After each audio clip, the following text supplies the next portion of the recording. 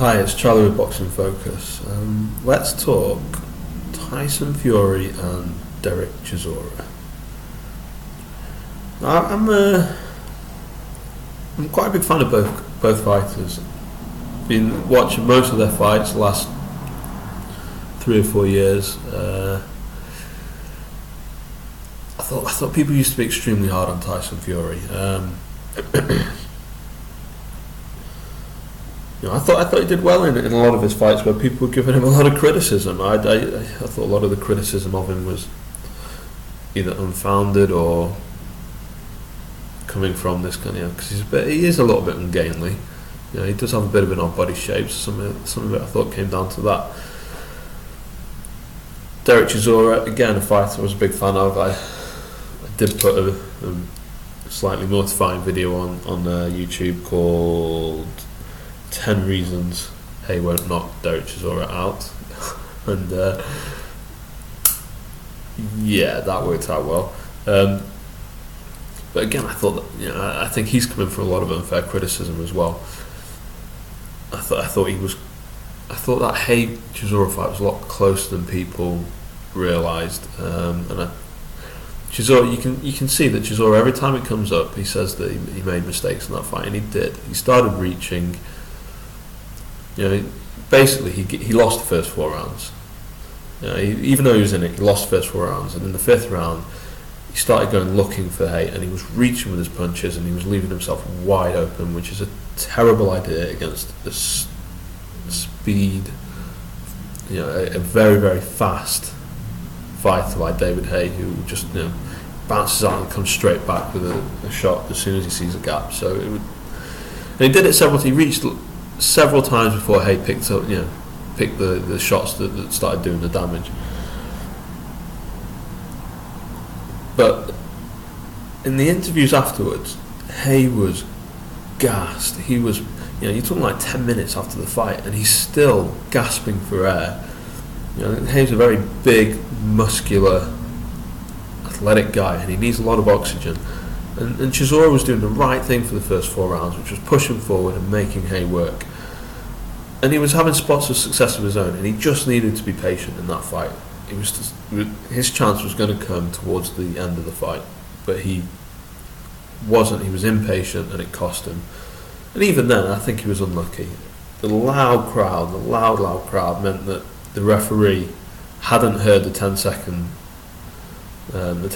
sound, the 10-second warning.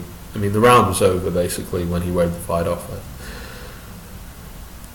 It wasn't the worst stoppage in the world, but a minute to recover, and then it becomes very interesting. I think the 6th round would have been fascinating, because Hay at that point, after Hay knocks him down, he doesn't wheel away and celebrate. He kind of slumps in the corner with his arms on the rope, because he's short on breath. He's put a lot of energy and effort into the fight up until that point. So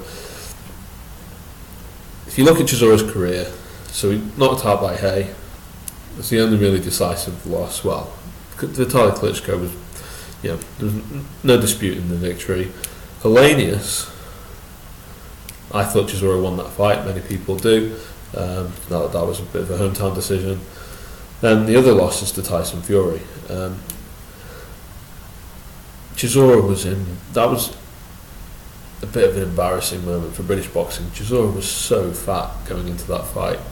He was so unfit. He basically only threw punches properly in 2 rounds. And in both those rounds, he had Fury shook. Fury,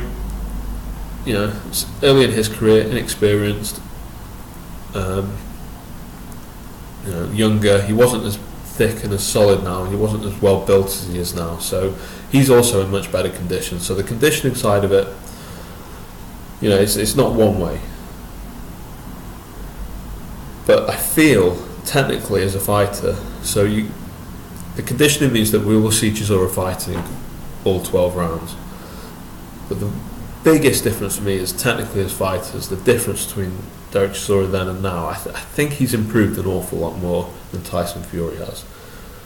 Tyson Fury has always shown this vulnerability to the overhand right, which has become one of Dereck Chisora's best punches. He carries his left hand low.